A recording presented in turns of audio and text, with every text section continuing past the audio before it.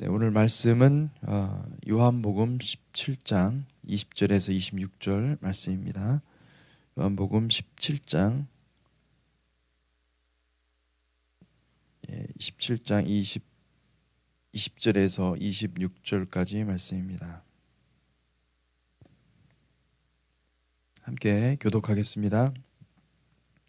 내가 비옵는 것은 이 사람들만 위함이 아니요 또 그들의 말로 말미암아 나를 믿는 사람들도 위함이니 아버지여 아버지께서 내 안에 내가 아버지 안에 있는 것 같이 그들도 다 하나가 되어 우리 안에 있게 하사 세상으로 아버지께서 나를 보내신 것을 믿게 하옵소서. 내게 주신 영광을 내가 그들에게 주었사오니 이는 우리가 하나가 된 것 같이 그들도 하나가 되게 하려 함이니이다. 곧 내가 그들 안에 있고 아버지께서 내 안에 계시어 그들로 온전함을 이루어 하나가 되게 하려 함은 아버지께서 나를 보내신 것과 또 나를 사랑하심 같이 그들도 사랑하신 것을 세상으로 알게 하려 함이로소이다.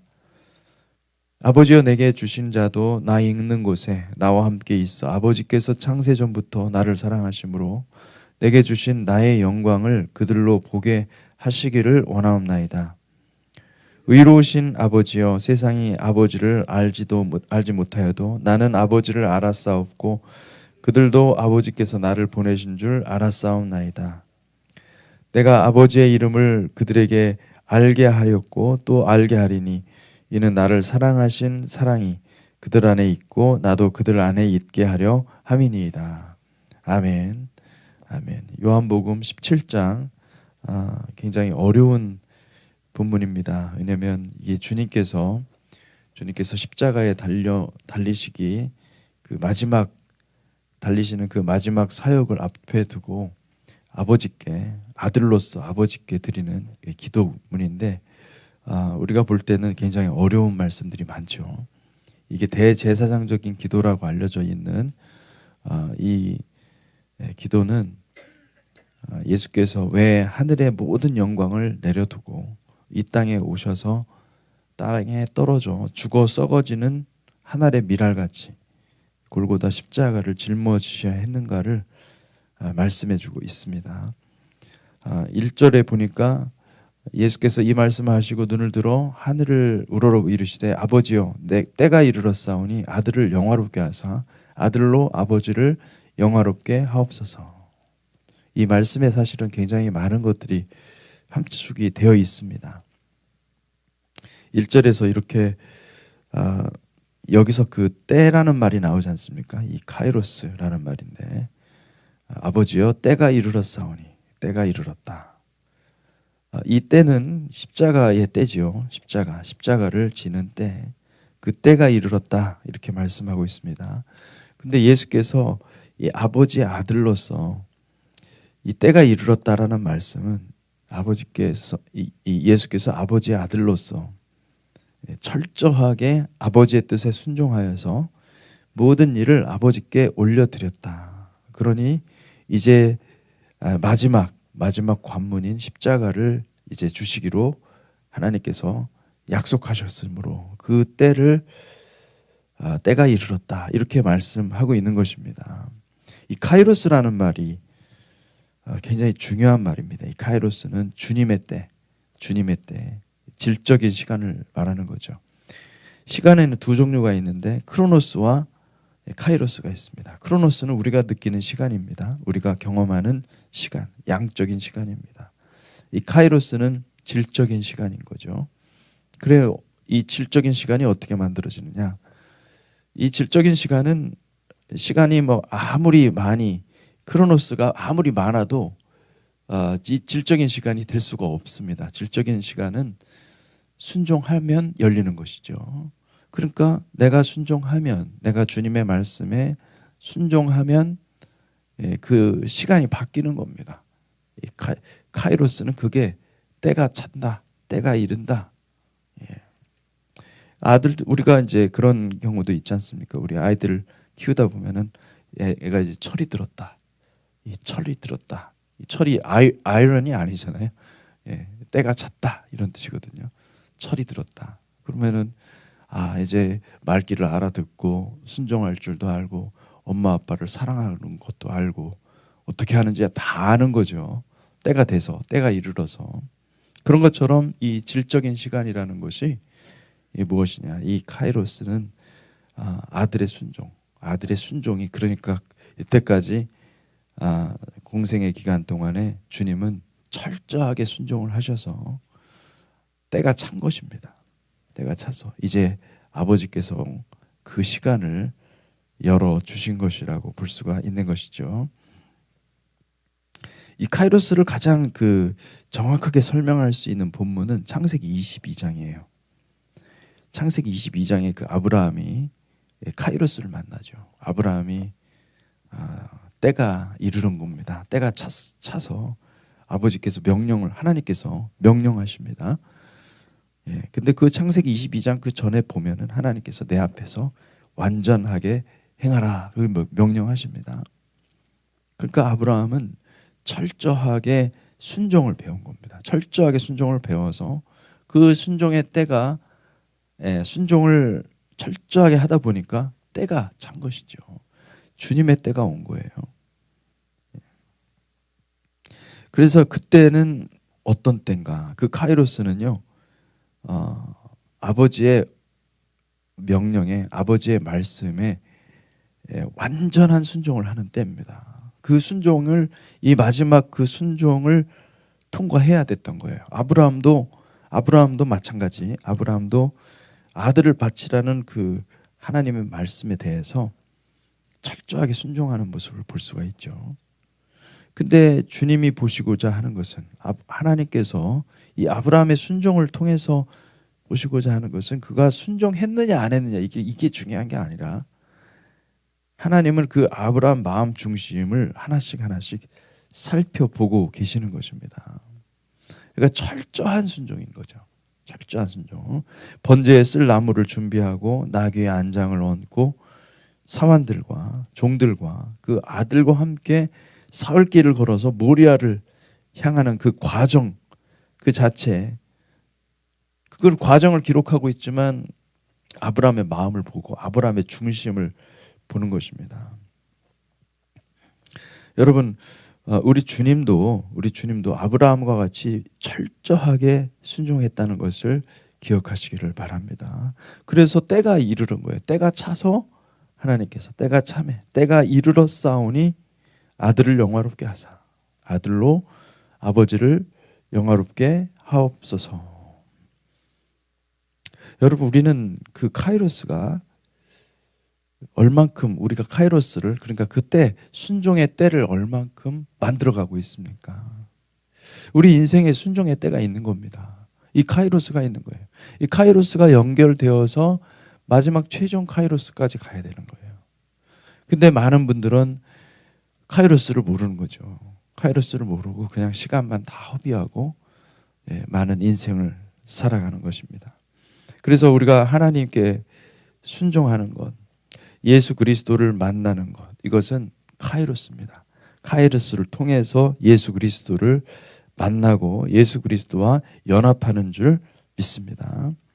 아멘.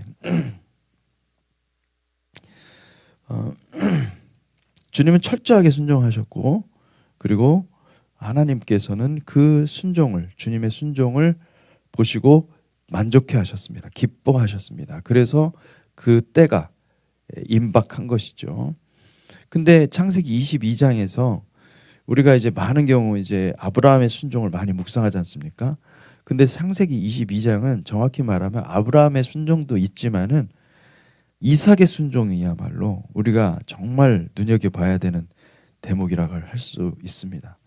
왜냐하면은 여러분, 이삭의 삶을 많은 분들이 그냥 아브라함이랑 비슷하게 살았다 이런 정도로만 알고 있죠.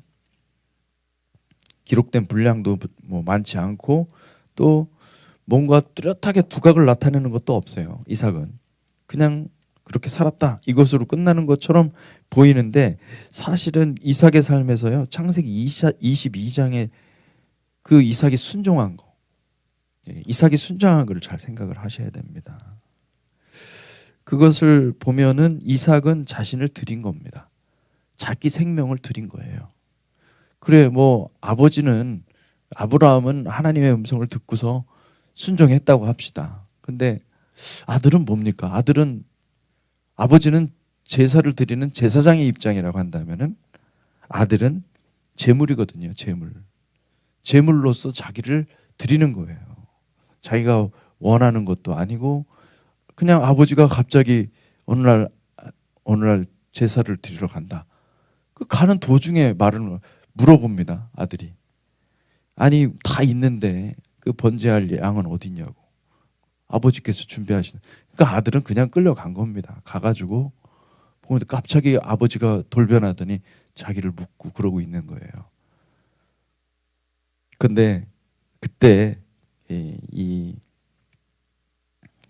전승에 따르면요, 아들이 순종했다고 그래요. 아들이 기뻐하면서 순종했다는 거예요. 쉬운 게 아니죠. 하나님께서 온전한 순종을 받으셨다. 온전한 순종을 받으셨다. 그러니까 우리 주님의 모습은요, 대제사장이기도 하지만 무엇이 제물이었습니까? 자기 자신이 제물이었던 거예요.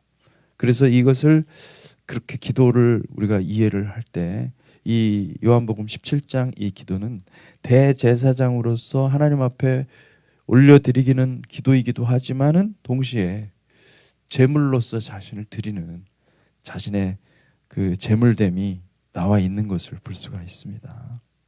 굉장히 유언적인 그런 말씀이라고 할 수가 있는 것이죠. 카이로스는 아버지와 아들이 서로 순종으로 하나가 되는 순간입니다. 아버지는 아들을 영화롭게 하시고 아들도 아버지를 영화롭게 하고 계십니다. 아버지는 아들을 제단에 묻고 칼을 들고, 그리고 또 아들은 마치 털 깎는 양이 자신을 주인의 손에 맡기는 것과 같이 자신을 아버지의 손에 맡기신 것이죠. 2절 말씀은 참 놀랍습니다. 2절 말씀에 아버지께서 아들에게 주신 모든 사람에게 영생을 주게 하시려고 만민을 다스리는 권세를 아들에게 주셨음이로소이다. 이게 정말로 그때 당시 제자들로서는 이해가 안 되는 말씀이고, 사실 지금도 우리가 이제 볼 때는 이게 놀라운 말씀이다 이렇게 생각하는 부분은 무엇이냐면은, 아버지와 아들이 세상을 창조하기 이전부터 아버지와 아들이 계셨고, 그리고 또 잃어버린 영혼들을 어떻게 구할 것인지 아버지와 아들이 서로 의논하셨고 약속하셨다라는 것을 얘기를 해주는 것입니다. 참 놀라운 말씀을 하신 거예요. 그러니까 여러분, 이게 17장은 우리가 예수께서 그 하나님의 아들이라는 것을 믿지 않으면 이게 도저히 이해가 안 되는 거예요. 이게 이해가 할 수도 없는 것입니다. 그러니까 이 말을 이렇게 17장에서 요한복음 17장에서 기록한 것은 그들로 믿는 사람들은 믿고, 그리고 하나님께 영광 돌릴 수 있도록 하신 말씀이고, 또 믿지 않는 사람들은 도저히 못 믿게 하는, 믿을 수가 없는 거죠. 이 믿음을 가질 수가 없는 거예요. 여러분, 이 만민을 다스리는 권세를 아들에게 주셨다 그랬는데, 여러분 그 시점이 언제일까요? 하나님께서 언제 만민을 다스리는 권세를 아들에게 주실까요? 그것은 그 만민을 다스리는 권세를 받는 시점은요, 아들이 아버지의 뜻에 동의하고 완전한 순종을 통해서 아버지의 뜻을 완전히 실행한 후에 주어지는 것입니다. 그러니까 이거는 근데 그때는 아직 주님의 입장에서는, 예수의 입장에서는 미래인데, 근데 이것을 이미 오래전에, 창세 전에 아버지와 아들이 이야기를 한 거예요. 아버지와 얘기를 해서 모든 권세를 아들에게 주신다. 근데 지금 이미 권세를 받으신 거거든요. 그런데 하나님께서 이제 성령을 통해서 이제 그 하나님의 뜻을 이루어 가고 있는 과정이라고 볼 수가 있는 거죠. 이 아들이 순종한 사건은 시간을 초월하여 존재하시는 하나님께서 역사 가운데 아버지와 아들의 뜻을 실행한 것입니다. 아들은 모든 순종을 완성하고 이제 마지막 십자가 사역을 앞두고 있습니다. 아들의 마지막 순종 이후에는 아버지께서 약속하신 성령을 이 땅에 부어주시고, 그리고 그때부터는 성령께서 이 아들의 이름을 높일 것입니다. 아들에게 모든 권세를 주셔서 마침내는 아들이 이 아들과 함께 연합된 모든 영생을 얻은 백성들과 더불어 온 땅을 다스리게 될 것입니다. 그때가 이제 무엇이 되는 거냐? 그때가 바로 만민을 다스리는 권세가 완전히 아버지로부터 아들에게 이양이 되어서 이제 아들이 다스리는 때가 오는 것이죠. 그러니까 지금 우리가 살아가는 이 시대는요, 마지막 때이고, 이 마지막 때는 이 아들의 만민 통치를 위해서 성령께서 준비하는 기간이라고 볼 수가 있습니다. 준비하는 기간. 그 성령께서 지금 준비를 무엇을 어떤 걸 준비를 하느냐? 이 아들과 신부, 아들의 신부인 이 교회와 이 결혼식을 준비하는 거예요. 성령께서. 그래서 그 결혼식을 통하여서 하나님께서 하시고자 하는 것은 뭐냐면, 하나님 나라 패밀리를 만드는 것입니다. 하나님 나라 패밀리. 이것이 삼위일체 하나됨의 충만함을 모두가 다 누리도록 하기 위한 거예요. 하나님은 그러니까 인간을 창조하신 목적은 이 땅을 다스리기 위한 것인데, 누구를 통하여서 다스립니까? 예수 그리스도를 통하여서 다스리는 것이죠. 예수 그리스도를 통하여서 어떻게 합니까? 아버지의 사랑을 다 알게, 예수 그리스도와 연합하는 모든 백성들이 아버지의 사랑을 다 알도록 해서, 그래서 삼위일체 하나님이 그대로, 삼위일체 하나님의 그 사랑이 그대로 제자들에게, 그대로 하나님의 백성들에게 물려주고, 그것이 충만하게 임하여서 온 땅을 회복하는 것이 하나님의 뜻입니다. 이 온 땅, 이 파괴된 이 땅을 다시 회복하는 것이 아버지의 뜻이고, 그 뜻을 위해서 주님께서 가장 중요한 일을 아버지께서 아들께서 하신 거예요. 아들이 십자가를 지심으로 인해서 그 생명의 씨앗이 이제 모든 사람들, 누구든지 믿음을 가진 사람들, 영접하는 자들에게 그 풍성한 영광이 들어가게끔 하신 거예요. 할렐루야, 아멘. 그래서 여러분, 성령님은 지금 예수의 십자가를 통해서 요셉같이 애굽을 통치할 자들을 모집하고 있는 것입니다. 이 요셉의 이야기를 나의 이야기로 가져갈 사람들을 찾고 계시는 것이죠. 그러므로 영생은 예수 그리스도를 아는 것입니다. 3절에 보니까 영생은 곧 유일하신 참 하나님과 그가 보내신 자 예수 그리스도를 아는 것입니다. 여기 안다는 것은 이게 단순히 지식적으로 아는 것이 아니에요. 그런 것이 아니라 예수 그리스도와 연합하는 것입니다. 예수 그리스도와 사귀는 것입니다. 예수 그리스도와 함께 사는 것입니다. 예수 그리스도와 동행하는 것입니다. 이렇게 이런 의미로 볼 수가 있는 것입니다. 그래서 예수 그리스도와 연합하는 것이고, 날마다 자기를 부인하고 십자가를 지고 주님을 따르는 그 길이 영생이다라고 얘기를 하는 것이죠. 그 구원의 길이 예수의 십자가를 통해서 우리 앞에 활짝 열렸다라고 말씀하고 있는 것입니다. 누구든지 예수님이 없이는 우리가 하나님께로 나아갈 수가 없는 거예요.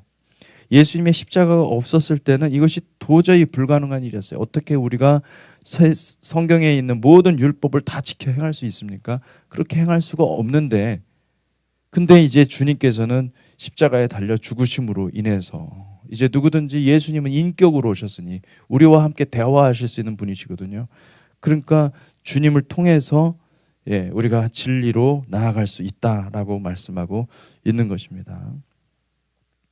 17장 6절에 보니까 세상 중에서 내게 주신 사람들에게 내가 아버지의 이름을 나타내었나이다. 그들은 아버지의 것이었는데 내게 주셨으며 그들은 아버지의 말씀을 지켰나이다.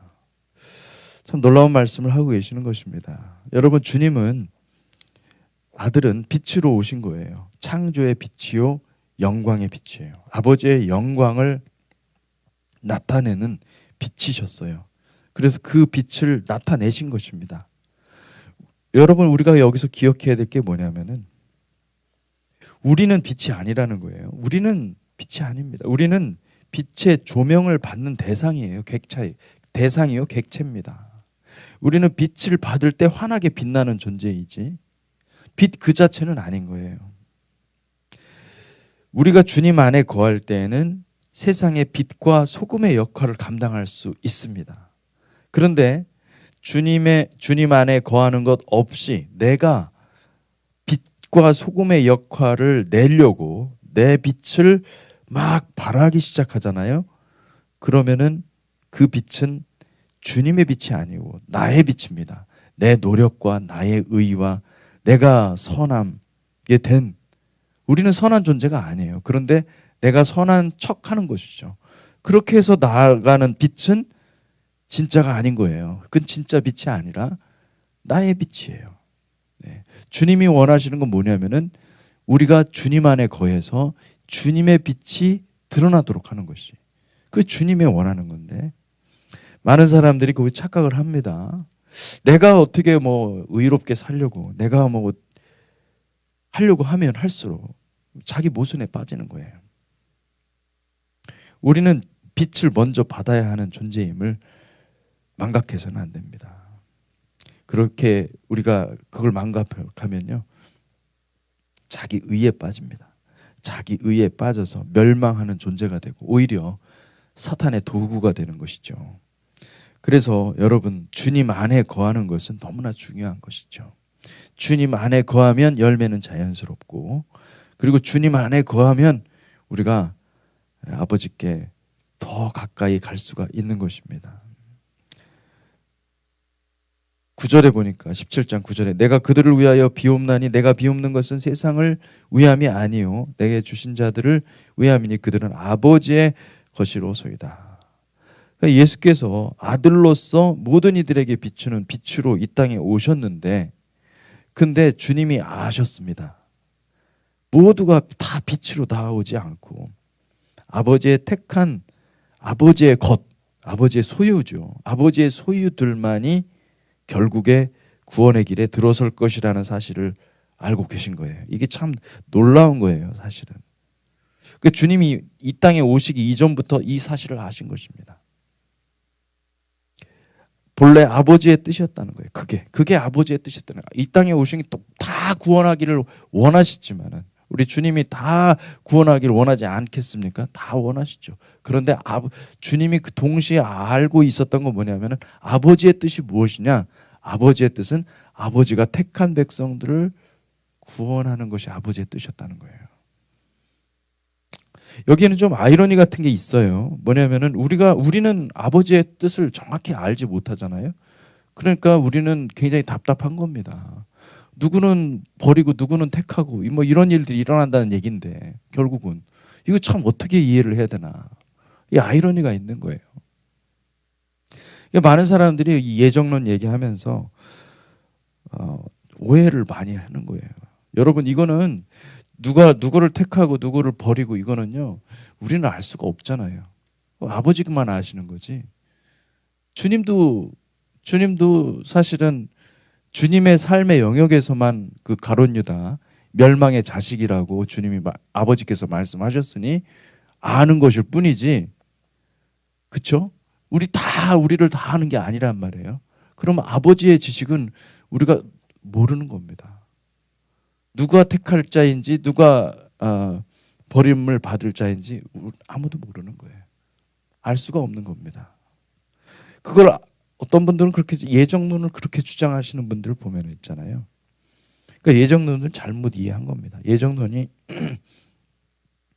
하나님께서 창세전에 구원받을 자와 버림받을 자를 다 예정하셨다라는 그런 이론인데